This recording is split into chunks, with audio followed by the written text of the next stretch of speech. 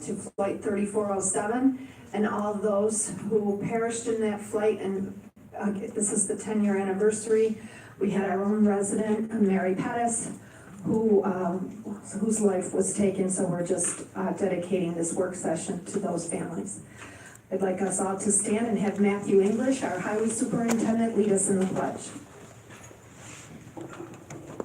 I pledge allegiance to the flag of the United States of America and to the republic for which it stands, one nation, under God, indivisible, with liberty and justice for all.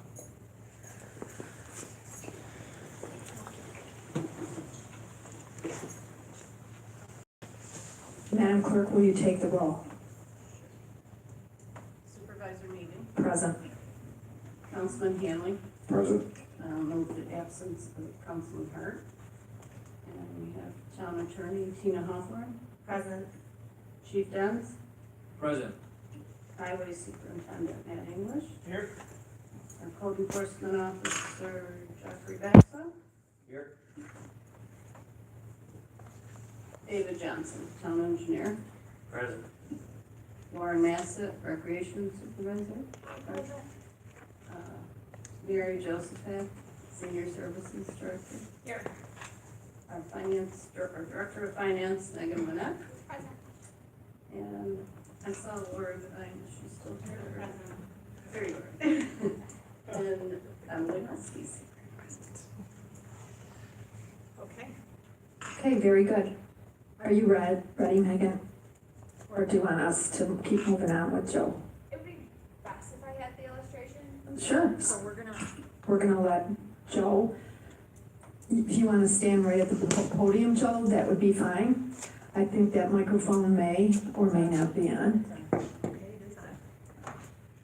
It's on. Okay, Mr. Hickman from Modern Recycling.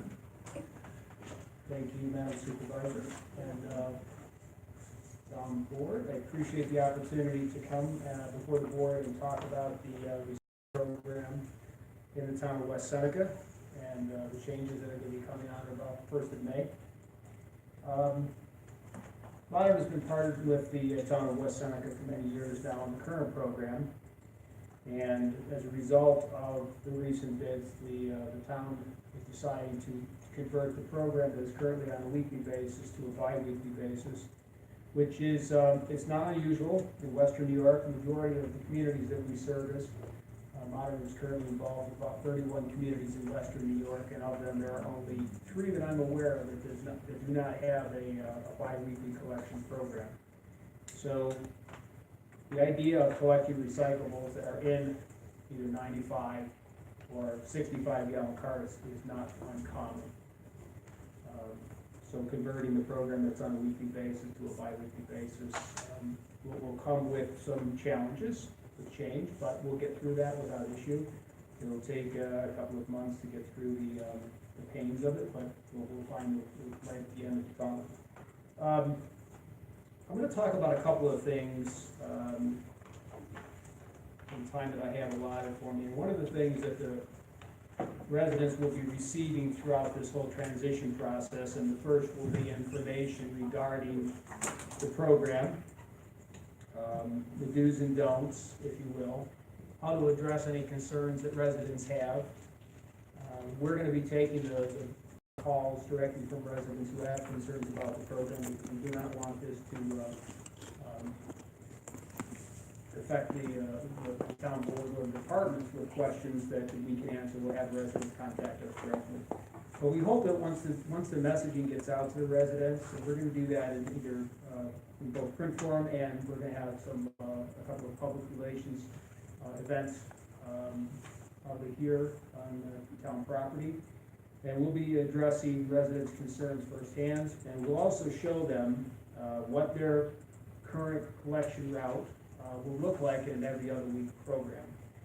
I'll lead with the board members. I've got some copies of the city of Lockport. We use them as the example because they are a community of like size in terms of number of stops that we service. This program started back in 2010 in the city of Lockport, where they went from a municipal collective program to a private collection program with no recycling, and they went right to a cart-based program on an every other week basis. And the examples that I'm gonna leave, this would show, if this was West Seneca, it would show Monday through Friday, the current collection routes and how they would be split into an every other week program. So in this format, when we do our open house, our town hall meetings, we'll have full-size maps of each Monday through Friday route, so residents can see exactly where their house is, and not their house, but their street, and which of the collections cycles they're gonna be on, either the A week or the B week, okay? So, and again, this will be mailed out to all the residents for their reference, so they'll have a copy of this. If there's any questions, they can have something to refer to. This will also be posted on the town's website, so if anyone wants to click on the link to the town website, they'll be able to find these maps. Okay? So the other component of the newsletter is going to be the recycling guide.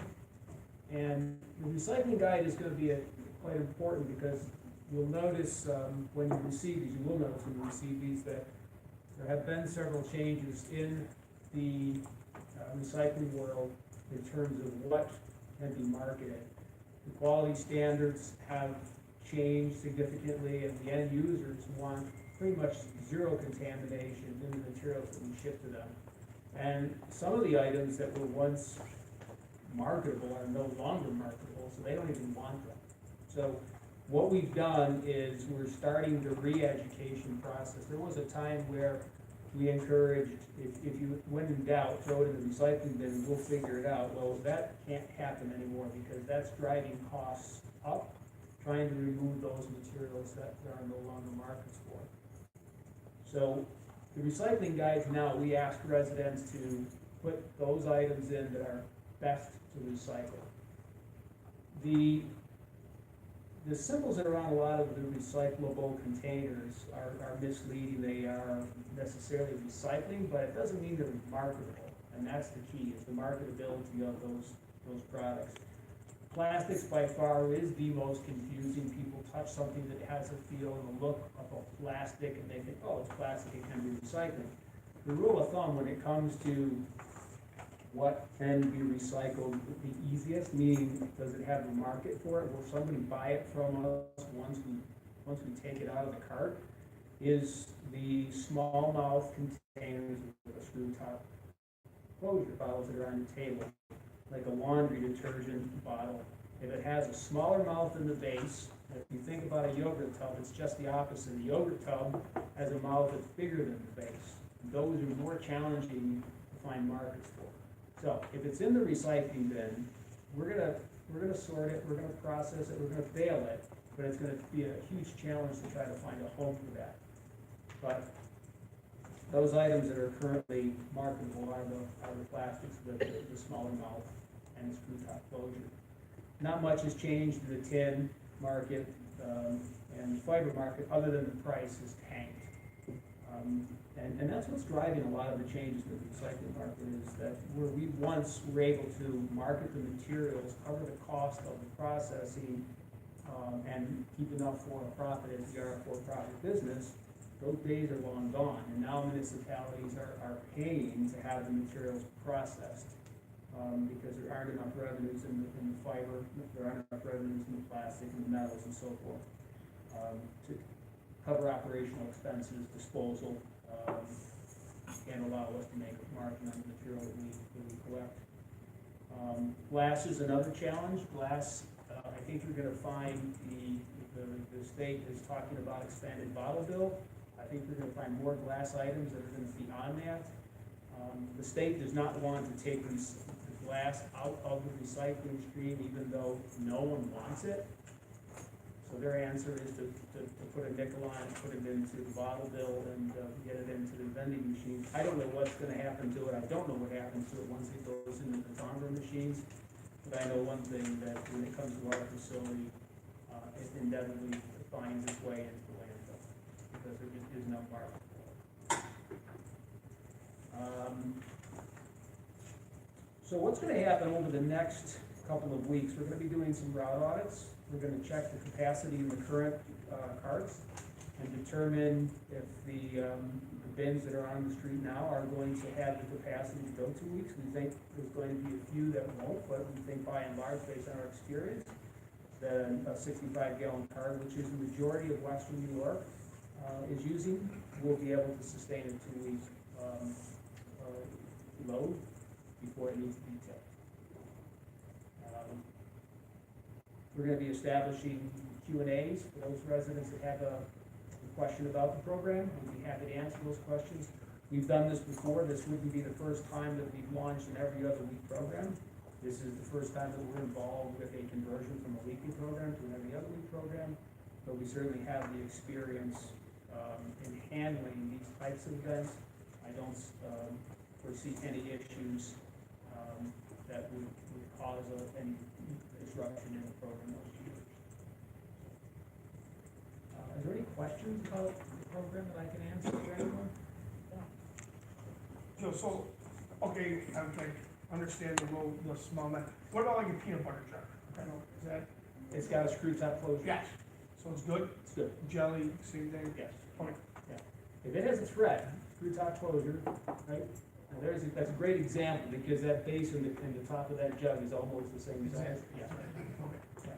But again, the residents are gonna be encouraged to best items to put in the recycling bin. If items that aren't on this list do end up in there, it's not gonna cause a rejection. We're not gonna not pick the card up. We're not sorting materials at the curb. That goes to our recycling center in South Buffalo, Buffalo Recycling Enterprises, where it's processed. We only ask that if you're gonna do the right thing, put the right things in the recycling cart.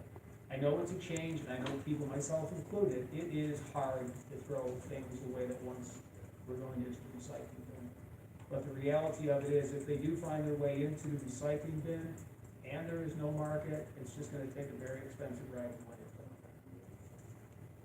So one of the things that we hope that will come out of this is we will continue to have good outlets. And good outlets are those facilities that will continue to buy our material. A lot of processors, because their quality standards, they weren't able to meet the quality standards, they lost their outlet. And that would be the worst scenario is we have this facility processing 400 tons of recyclables a day and not have a home for the materials that we recover. We stepped up to the plate when the Asian market started to clamp down on the limits to contamination, and we said, okay, we believe this is gonna be in our future and it's not going away. We changed the way we did things. We added additional staff, we slowed the line down. We were the first company to take this first step in changing the messaging on our recycling guys to get out to residents and ask them to start doing things a little bit differently. And it's hard. I know people are really, it's not hard to make the change, it's hard to get them to understand, hey, I know it's gotta go in the trash. And we hope it's gonna change someday. We hope that these markets come back because we're in the business to sell this product. Once we receive it, we don't want to throw it away. We want to sell it. So if we can sell it, we're gonna take it from residents. So, it's unfortunately, it's like any investment that you might make into a stock or a bond or a commodity or a 401. It's these commodities, the things that we take from residents, that we process, that we sell as a commodity, and the value of those rise and fall. Thank goodness that fiber, cardboard, and paper do have continual value, but not as it once was, because especially the cardboard now, with everybody refers to it as the Amazon effect, there's so much cardboard in the waste stream now, the recycling stream, that if we didn't have some revenues derived from that, that would be a challenge to the recycling industry. Joe, how are you gonna handle the non-compliance issues? Down the road, you have the repeat, zone one keeps throwing recycles, what they believe to be recycles away. How do we handle the non-compliance at the end of the year? You know, after education? As far as the non-compliance, as I said, we're not gonna see that at the curb unless it's obvious. If there's garbage in the recycling carts, or if the driver happens to see something that's foreign, we can tag that out and we can, bring it to the town's attention. We'll enforce it to the level the town wants us to enforce it. But if it ends up in there, as I said earlier, it's gonna be an expensive ride for the landfill. Yeah, that's what the question was, would you inform the town of non-compliance so we could get message back to those neighborhoods that maybe you're not aware or up to speed what's going on so far? Oh, absolutely. We work for the town. We would work with the town to decide on how that messaging gets out to the residents, and maybe it's additional education for them. But at the end of the day, if people aren't gonna comply, they're not gonna comply. And have you considered an opportunity for people for maybe a drop-off site for people that do recycle, large family that recycles a lot? Like I would take mine for a ride to your center and throw them in a dumpster out front. Have we considered that? No, we're not gonna consider that for a number of reasons. Back in 1992, in New York State, instituted the recycling mandate, where each community had to have a qualified recycling plan. That was how we actually started, how Western New York started in recycling with drop-off centers, and they turned out to be garbage dumps.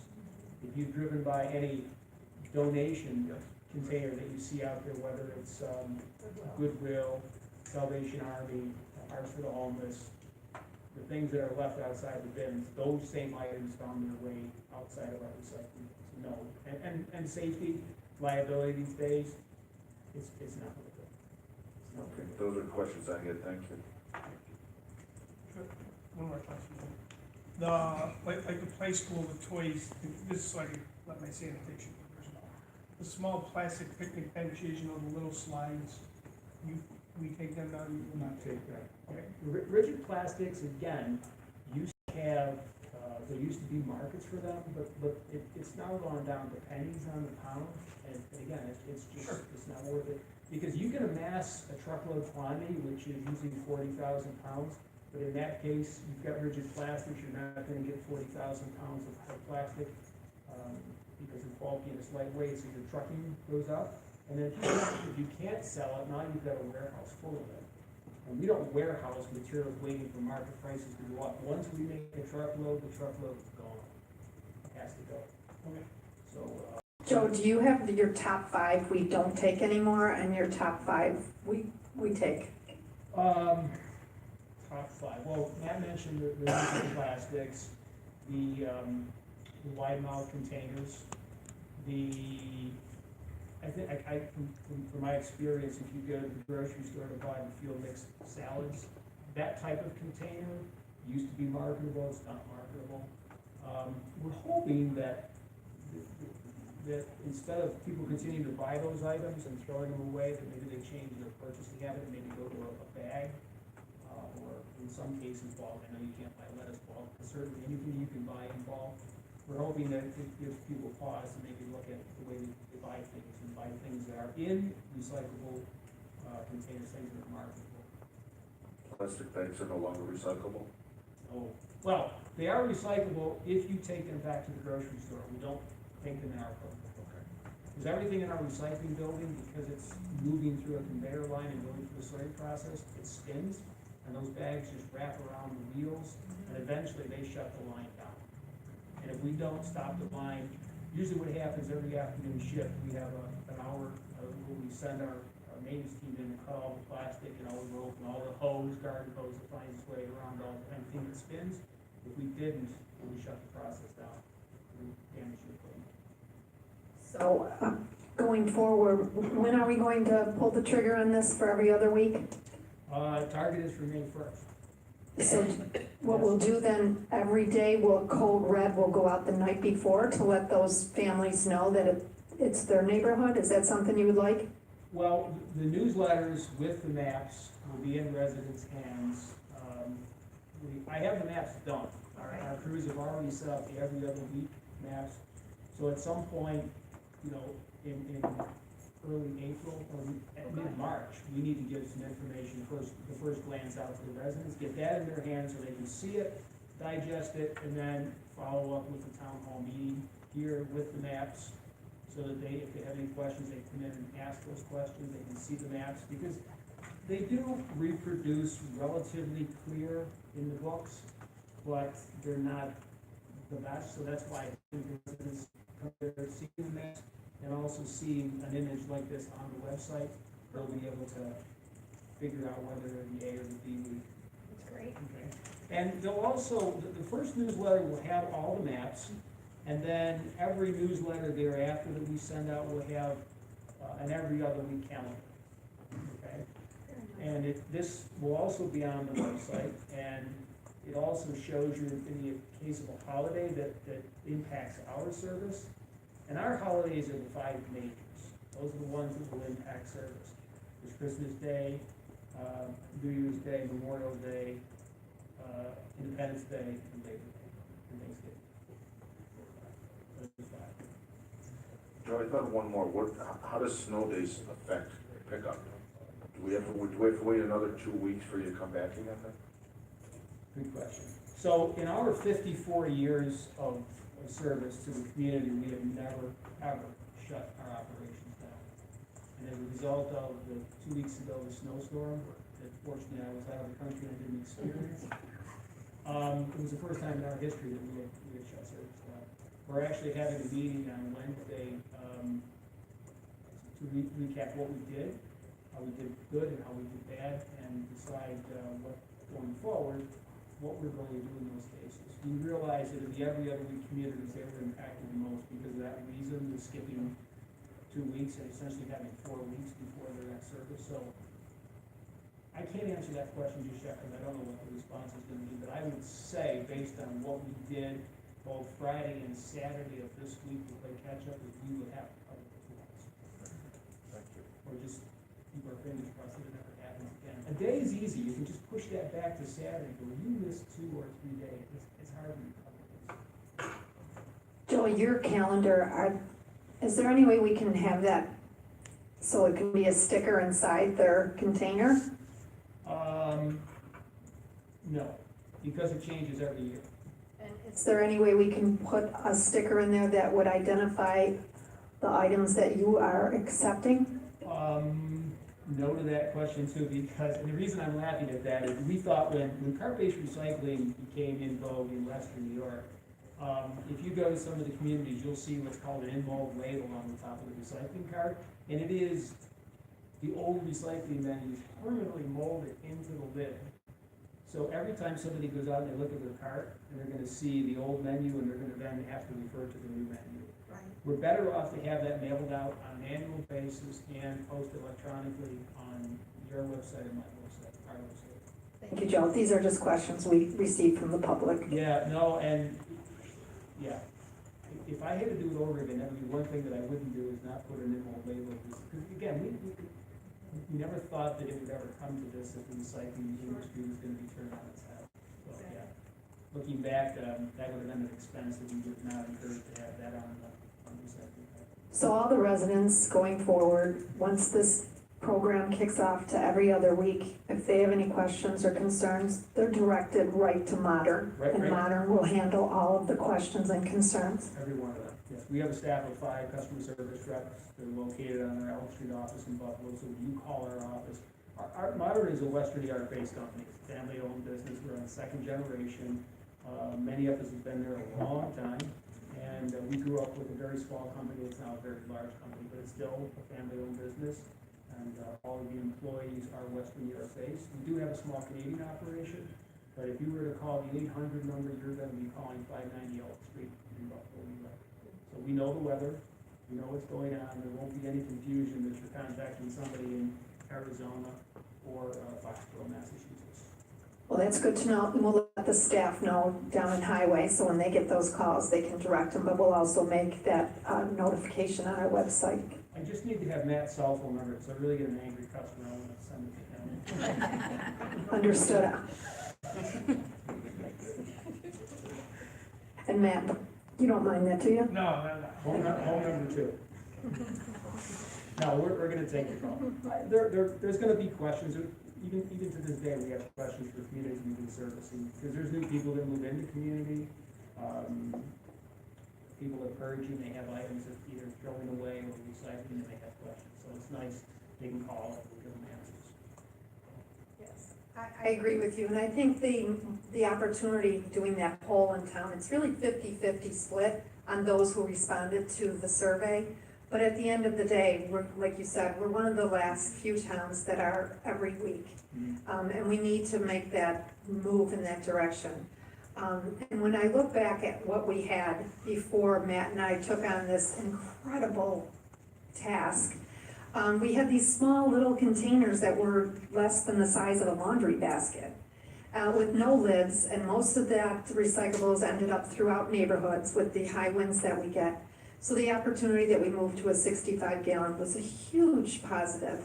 And I see this opportunity is an opportunity, and the town is embracing it. And I hope that in this time next year, people are okay with it.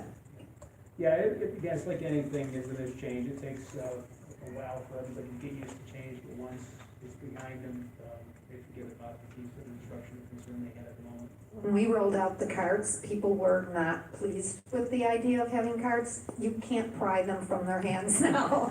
They love their carts, so it was the right thing to do, but always, thank you. Does anyone else have any comments or questions? Does anyone here in the public, we normally don't have the public speak at our work session, but is there a question from anyone in our public audience here that has a question for Joe Hickman? Okay, does anyone on the board, anyone have any questions? No, I have one comment though. I believe we might be the last municipality to switch over to it, but I believe we were the first ones to ask for biweekly pricing. So we asked for this price 5 years ago when we figured maybe somewhere down the road we would do a biweekly, and that was asked for 5 years ago, so. That's true, Bill. Yeah, it's officially responsible move, there's no question about it. If you can get by with bi-weekly service and you're currently paying for weekly service, then you're gonna be saving money long term. And again, this is a change that's not just going to impact the current budget, it will impact the budget for many years to come. So this is a good change with long-term benefits. But when you look at $500,000 perhaps in savings, that's 5% property tax points, so that's a lot of money. So it's a huge savings. And it's uncomfortable, but it has to be done. Well, and we'll be there to support the change and help with the change, answer the questions, and make sure that everybody has the information they need, and not just be after, and again, as long as we're partnered with the town, we'll be there to answer questions and help in any way that we can. And Joe, I want to thank you again, and Madeline, right? Madeline is going to be the PR gal, so thank you, Madeline, for taking on this task. You'll be busy with West Seneca residents, but feel free to call our office. But I want to thank you again, Joe, and Modern Recycling for the partnership that we've had over the years. Brought us into the 21st century, so we appreciate you. Thank you. And your company. Thank you again. Have a beautiful day. Appreciate your coming out. Can I just ask one thing? Are we gonna be getting new totes then? No, Mrs. Toy, only your one tote, that's it. Well, let's see, the garbage No. will get full. You're going to find Mrs. Toy, and once you realize what you can recycle as opposed to what you have been recycling, that you're going to have less in your recycling container. But by all means, though, if we're going to start keeping account of those who need a larger recycling bin, and next year they would have to put an order in to order new totes for those who would like to go to a 95. But I would encourage you to make note of what you can and cannot recycle, and you're going to see that difference. And I was only kidding. I don't want to spoil you. I But you could, as the mayor of your street, I would hope you would pass that on. Well, people are gonna ask me, so. But and encourage them to take a look at that list of items that can and cannot be recycled. Yeah, I'm gonna be on the phone later. Very good. Have a party in your backyard. Oh, yeah, right. A pool party. Okay, never mind. All right, that being said, there you go. I thank you both. You don't have to stay. You can pack up and head on home. It's 3:30. Avoid that traffic. 3:30. Take care. It is. Thank you. No, thank you so much. Have a beautiful day. Take care. Megan Lennick from our finance department is going to do a little presentation for us today regarding the tax increase. So I just wanted to briefly explain the calculation of the tax rate and how that then shows up on your tax bill. So your total budgeted expenses or your total appropriations to come up with the amount to be raised by taxes. This amount to be raised by taxes is then divided into the town's total taxable valuation, which is multiplied by 1,000 to get to the tax rate. in November 2019, the 2019 budget was adopted, which increased the combined general fund and highway fund tax rate by 3.82%. This is a random tax bill with the average assessed home value of $60,000. So what we're talking about here is what's highlighted, the general town tax and the highway town tax. This first column here is the tax levy, or on that previous slide, the amount to be raised by taxes. This percentage change column is on the tax levy, not on the tax rate. So as we just said, that tax levy is divided into the town's total assessed value to come up with your tax rate. So while the tax levy went up, so did the town's total assessed. Tax rate is what you're really paying in taxes.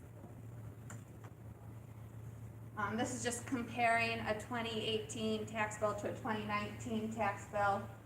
Of course, the bottom is cut off, but this home's value, the average assessed value of $60,000, experienced an increase of $46, 2% on its ad valorem taxes. Does anybody have any questions on that? Does that clarify that column that shows the 8.8% increase that's on the tax levy?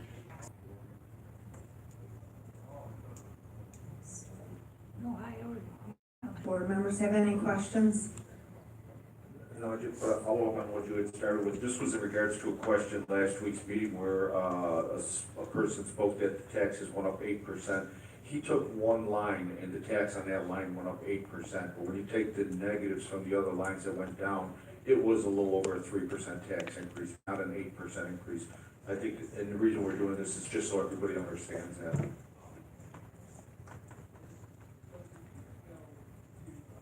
Thank you so much, Megan, for that clarification. We appreciate it. And on that note, we're asking the public, we're going to prepare for a budget advisory committee. We'll be accepting letters of interest along with resume. This year we have many challenges budgetarily. We just suffered a blizzard, an ice storm, and flooding. And these are items that are never budgeted for. So the other items are the decrease in CHIPS funding, AIM funding, removing of, that's almost 500,000. Health costs, recyclables, the DEC with the sewer upgrades and all the infrastructure, the workers' comp settlements. So these are a lot of items that the Budget Advisory Committee can take a look at, and they can work with the board going forward as far as the opportunity where they see that there might be some cost savings to the town. So anyone in the public that's interested in this opportunity to sit on this committee, again, we ask for their resume and their letter of interest. Is there anything you want to add to that, Megan? Tina? Is there a deadline when we should receive it by? I would ask, hopefully, that we could have it by March 15th, Okay. tax day. Okay? Bill, do you have anything to add to that? March 15th? We're So it's a asking, month away. It's enough. our question up here is, does March 15th give people enough time? It's a month. Okay. We do March 15th, we can always extend if we don't receive applications. Sure. And it's just a letter of interest and with a resume. Also, the other item is the Burchfield meeting that we're going to have a public discussion. That's going to be on March the 5th at 6 o'clock right here in this room. So that'll be on the website, but that's a meeting that will be held regarding the Burchfield public comments, regarding the situation that we have at the Burchfield moving forward. Excuse me.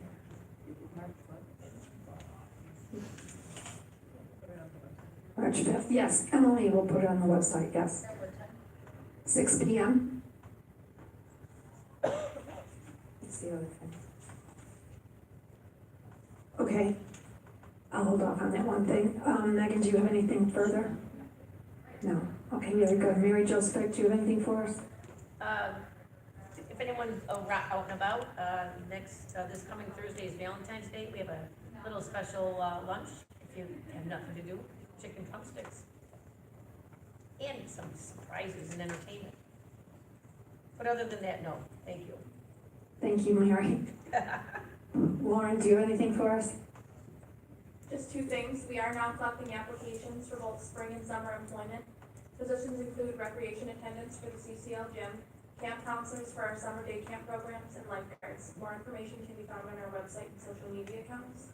And we will be holding our Saturday summer program registration fair this Saturday, February 16th, from 10:15 to 12:15. Resident ID cards can be obtained, and valid resident ID card holders can register for our summer programs.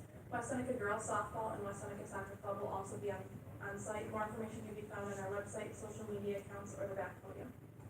Thank you, Lauren. Mr. Johnson? Yes. I know that you have been extremely busy due to some of the situations that we've had. If you just want to give us an update on the Covington Gardens situation.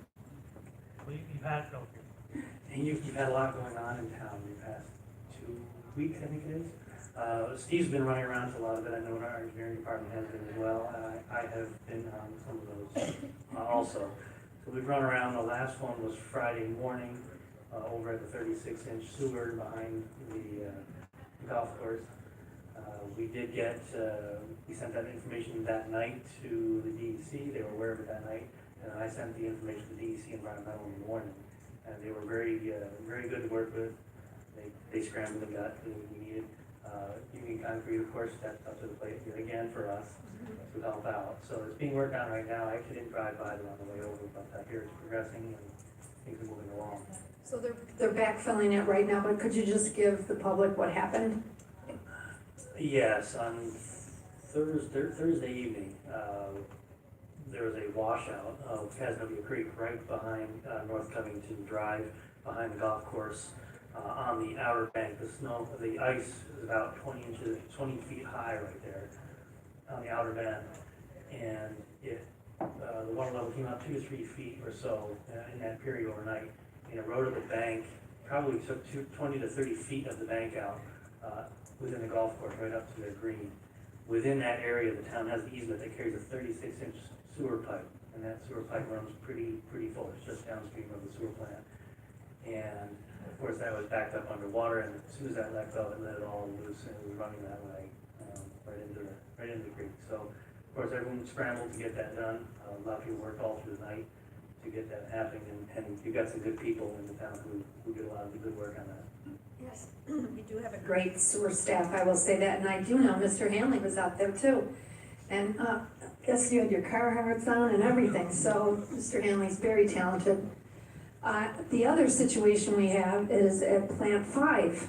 Another situation happened there. Could you tell us the story there? So I think that was about 4 or 5 days prior. That was the previous event. Well, I think that was the week we had winter and then summer and then winter and then summer again and then winter. Yes. So that was the previous winter, this winter that we had. That basically the ice jamming in the area brought the level up right around the thruway bridge, just a little downstream of that, brought it up and over into the overflow pump systems. Actually, the water level got up to the controls, and then pumps couldn't keep up, and the controls quit. And of course, no pumping occurred after that. So some of those neighbors received some of that water into their basements on Fairfax and Lennox. And if you could you just give us a total amount of damages? I don't have that figure handy. I can get that. A guesstimate? I actually don't. Million? I wasn't paying attention, but it was quite a bit. I know because we had to get we have 4 emergency pumps brought in and running and operational. And So it's probably another $1 million? Yeah, for days. I mean, days on end, plus all your labor.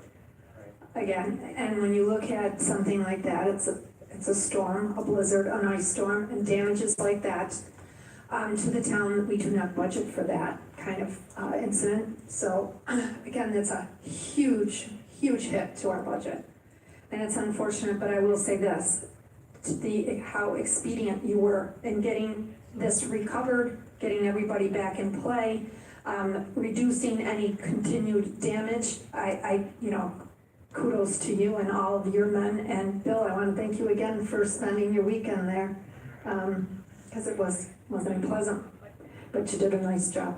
So thank you. Do you have anything else, any more nice news for us? I think the forecast is for a little more snow and then rain and then snow again, so we got that happening. We got that going for us. Yeah, sure. Yeah, 5 to 6 inches tomorrow morning. And then rain. And then a rainstorm. It's always a pleasure. Thank you so much. I am going to reach out, Laura Devine. Do you have anything for us? I do not. Okay, very good. Chief of Staff? Nothing. I'm gonna hold off for you, our town attorney, because I know you do have something. Chief Dents, do you have anything for us? I asked to go into executive session for contractual matter. Oh, hold on.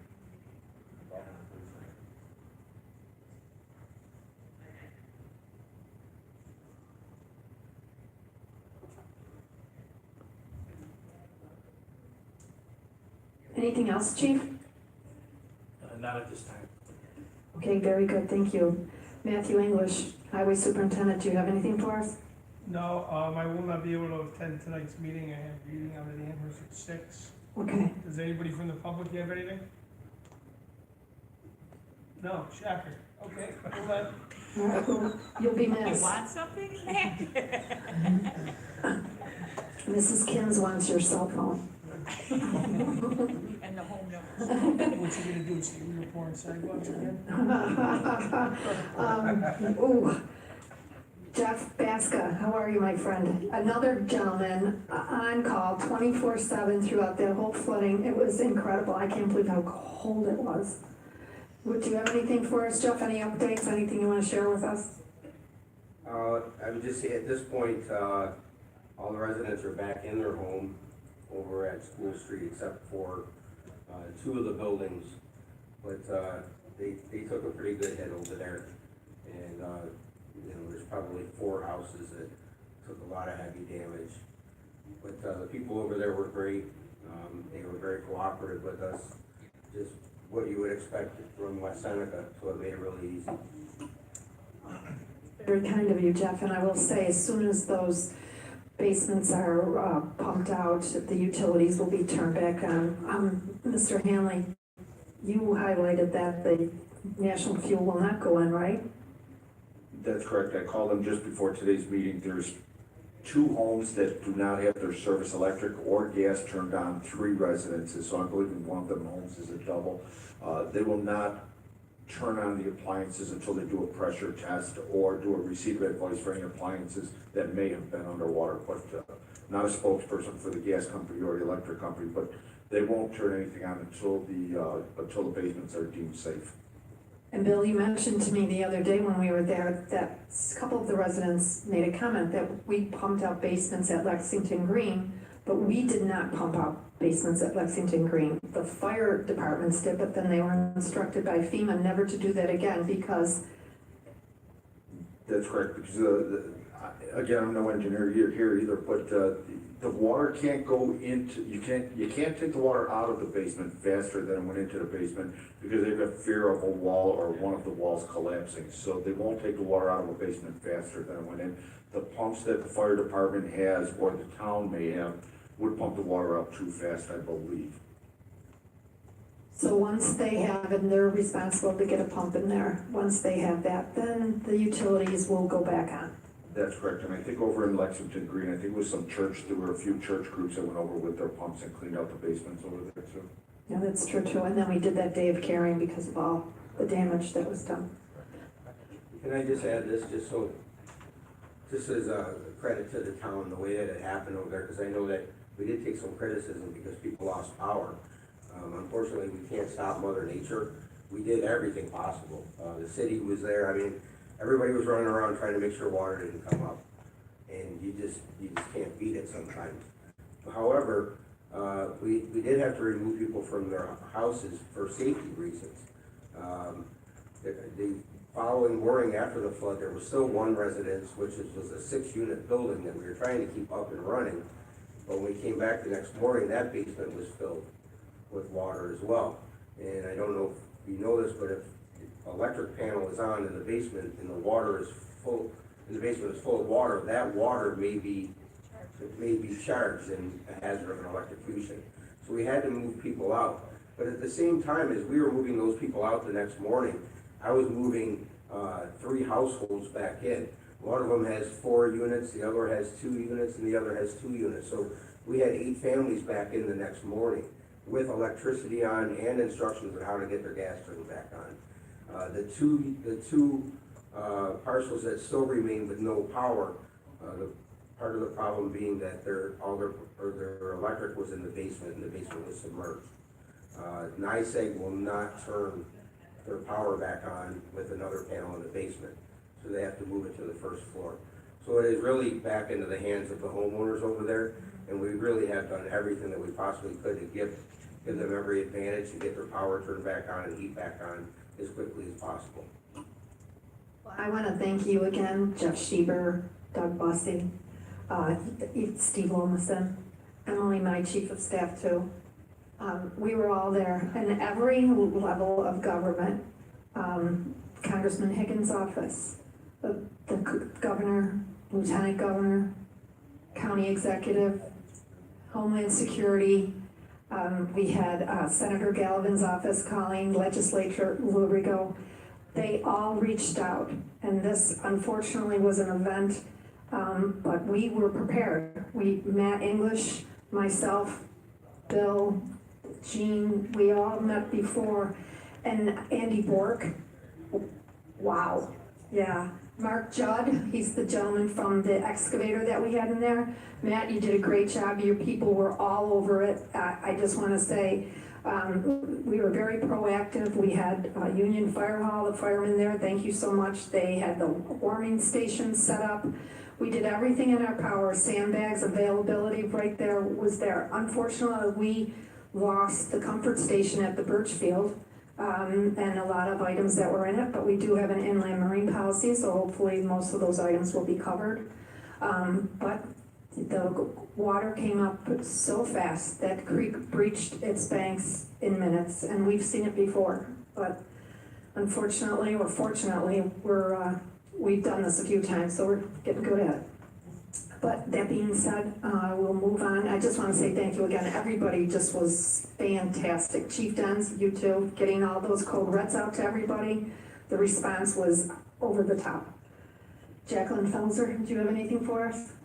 Okay, Bill Hanley, Councilman. Thank you. A couple of things. The supervisor just mentioned all the people that were in town, I mean, from Homeland Security to the governor to the congressman to everybody. Those reached, the reason, aside from them wanting to help, they were here because of the work of our supervisor and her relationship with those government entities. It is, I mean, when they come here and they don't want to talk to me, they want to talk to the supervisor, it is because of the reach and the work she does with all of them and the respect that they have for each other, so that's why they were here. If you saw the damage that was done over there, when you lose a main pumping station, pump 5, it's when it takes out a whole station and there's no way to move that sewage down the line. And then, of course, what engineering did over at Cass Park, where it took out between 60 and 100 feet of 36-inch pipeline, washed it right away. It's gone in a creek. They've only found one section of that pipe. It did some expensive damage. That's expensive. That's money we don't budget for, and now we have to come up with that money to make those repairs. We'll probably get beat up for it, but it's not something we can plan for, and we can't ask the people to fund something like that in case it's gonna happen, so that would be overtaxing our residents, so, yeah. Union Concrete, they stepped up huge, they came on. Our emergency contractor was called, they weren't able to do a job like that in the middle of a creek, so that's why we went with the Union Concrete. And we have prices on record for them, so we'll do our best, and the supervisor will be working hard to get some of those funds back to us, so hopefully the taxpayers don't take the full hit. Thank you, Bill. Thank you for mentioning that. The other thing I wanted is Betsy Ball from the city of Buffalo and Mayor Byron Brown, Don Polito. They were outstanding. Every bridge and that the coordination we had, collaborating with them, doing what we do best, I guess. That was really outstanding. So The last thing I just wanna, just because it's the work session, the town of West Seneca will be asking for funding for Arbor Day community grant funding for Retree, Western New York. I'm personally working on this grant right now, with our grant writer. She doesn't know about it, but she will tomorrow. To get some funding for Retreat. That program will roll out in October when the trees are delivered, and we'll set up a committee for that. So like we did the last time, Matt was generous with his staff, putting in all the, drilling all the holes where the trees were going to be planted, and then we set everyone out in zones. So hopefully we'll be able to get at least 1,000 trees again this year and make a bigger impact, especially over at the Burchfield. We lost so many trees again. The other opportunity we have is, before I stop, do you have anything, Tina, besides your executive session? No. Thank you. So we're going to move into an executive session pursuant to the town attorney's request. The board will enter into this executive session to discuss certain legal matters regarding East and West Road Rehabilitation Project, Ebenezer Greenhouse, and a contractual matter with the chief of police. Second. Second. Anything on the question? All in favor? Aye. Aye. Motion carried. A very productive executive session. We will have a town board meeting at 7 p.m. All are welcome.